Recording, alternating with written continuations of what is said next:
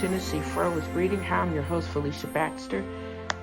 I have been a road warrior all this week with my travels from the Tennessee to North Carolina.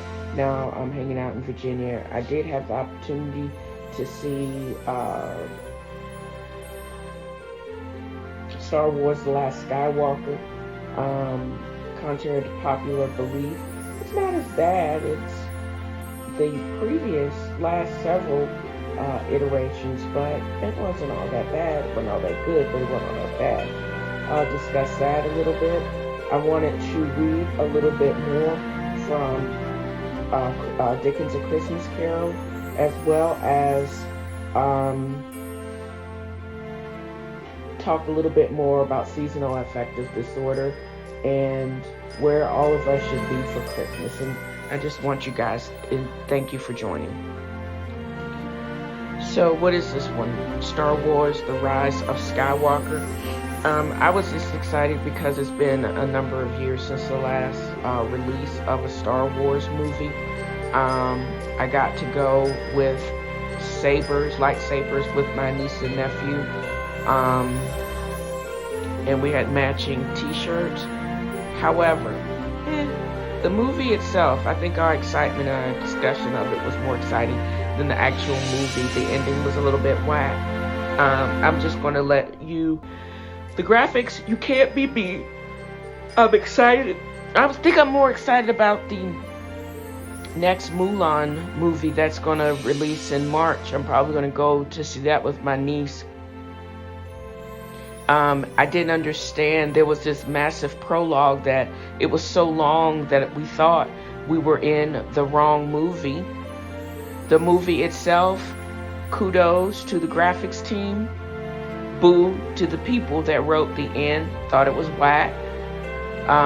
And would I go see another one? Probably. But that's just me, and I'm a nerd. And I'm actually gearing up for the next Star Trek iteration called Picard. That's actually getting ready to come out in a couple of weeks, and I'll start posting about that too. Now,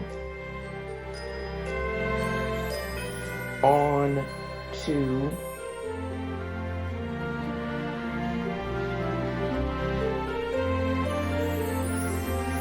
I forgot I had this on here. On to my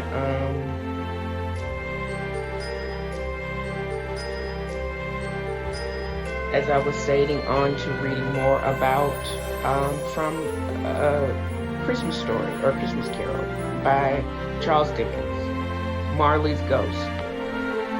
Can you sit down? Asked Scrooge, looking doubtfully at him. I can. Do it then.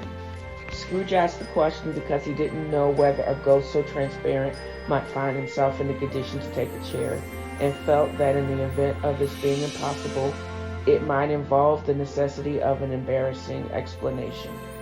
But the ghost sat down on the opposite side of the fireplace as if he were quite used to it. You don't believe in me, observed the ghost. I don't. What evidence would you have of my reality beyond that of your senses? I don't know, said Scrooge. Why do you doubt your senses? Because a little thing affects them. A slight disorder of the stomach makes them cheats. You may be an undigested bit of beef, a blot of mustard, a crumb of cheese, a fragment of underdone potato. There's more of gravy than of grave about you, whatever you are.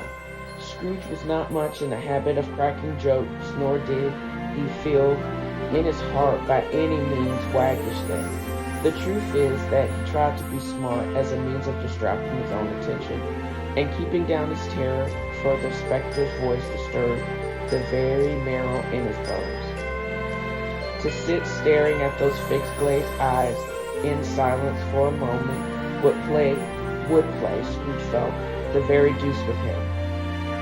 There was something very awful, too, in the spectre's being provided with an infernal atmosphere of its own.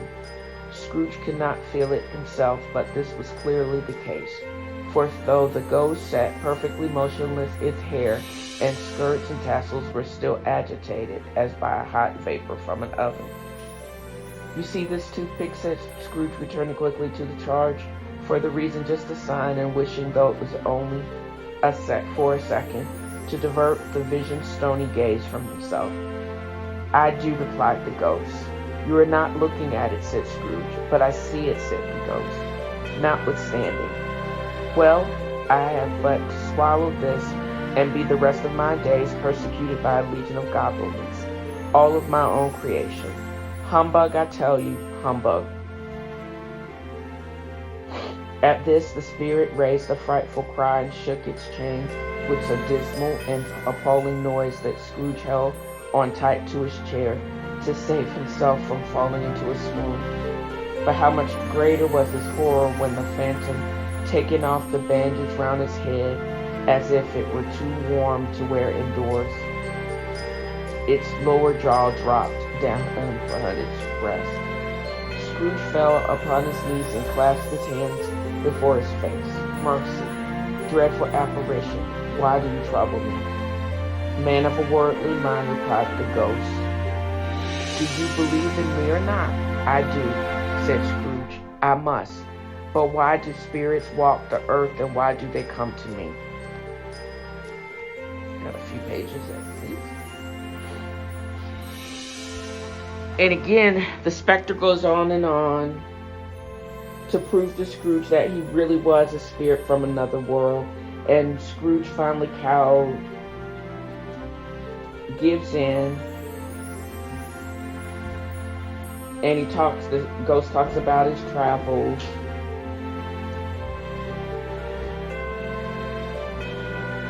And he said, "You gotta listen to me because I need to go back over to the other side." And Scrooge said, "I will." And that's when he basically warns him that he has to come back multiple visits and say, "You better beware."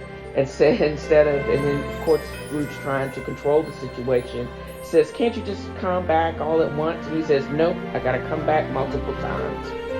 So with that, the air was filled with phantoms, wandering hither and thither in restless haste, and moaning as they went. Every one of them wore chains like Marley's ghost. So not only did Marley come, he brought friends, a bunch of other jokers. Some few, they might be guilty governments, were linked together, none were free. Many had been personally known to Scrooge in their lives. He had been quite familiar with one old ghost in a white waistcoat, with monstrous iron safe attached to his ankle, who cried piteously at being unable to assist a wretched woman with an infant, whom it saw below upon a doorstep. The misery with them all was clearly that they sought to interfere for good in human matters, and had lost the power forever. Whether these creatures faded into mist or mist enshrouded them he could not tell. But they and their spirit voices faded together, and the night became as it had been when he walked home. Scrooge closed the window and examined the door by which the ghost had entered. It was double locked, and he locked it with his own hands, and the bolts were undisturbed. He tried to say humbug again, but stopped at the first syllable, and being from the emotion he had undergone, or the fatigues of the day, or the glimpse of the invisible world, or the dull conversation of the ghost, or the lateness of the hour, much in need of repose, went straight to bed without undressing, and fell asleep upon the instant. So he was just so psychologically worn out from the musings and talking to the ghost and seeing his ghost and reminders of lost people and lost times of past, that Scrooge was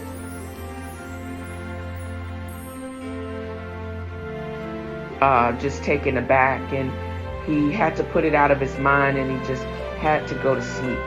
I find it all interesting.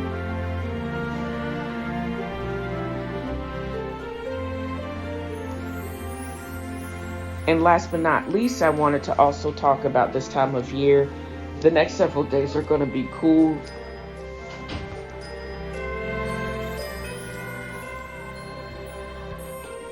As much as you can,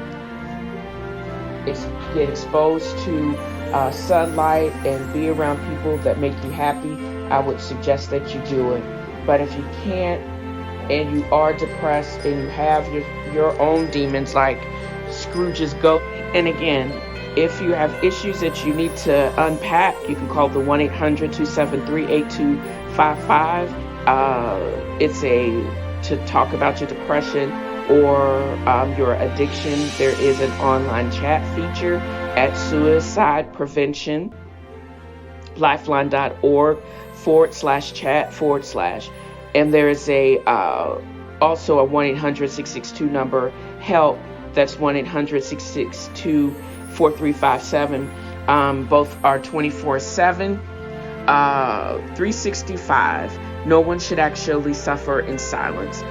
There is also TalkSpace and Doctor on Demand, which both cost less for a month of therapy, which is definitely cheaper than you could ever receive by going to a therapist every single day. And this wraps up this episode of TNFro is Reading. I hope you've enjoyed it just as much as I've enjoyed creating it. Don't forget to navigate to DalesAngelsInc.com for all special offers and updates on nerd news. Drop me a line at TNFroIsReading@gmail.com, or even leave a two-minute voicemail at 423-463-0658. No trolling messages, please. If it is not trolly, I'll actually read it or play it during the podcast. Also, if you like what you're hearing and you're tired of freeloading, become a patron through Podbean at patreon.podbean.com/TalkingFro. You can also leave me a tip at paypal.me/FeliciaDAI. This was an enjoyable read, and if you can take anything from Dickens, you will also endeavor not to have any regrets, be present, and enjoy the time you have with people that really make you happy, and go out of your way to be around people that make you happy.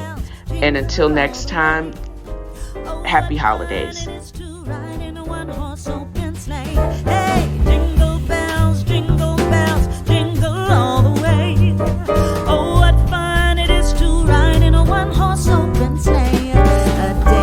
Ago, I thought I'd take a ride, and soon Miss Fanny Bride was seated by my side. The horse was lean and lame, misfortune seemed his lot. He got into a drifted bank, and then we got upset. Oh, jingle bells, jingle bells, jingle all the way. Oh, what fun it is to ride in a one-horse open sleigh. Hey, jingle bells, jingle bells, jingle all the way. Oh, what fun it is to ride in a one-horse open sleigh.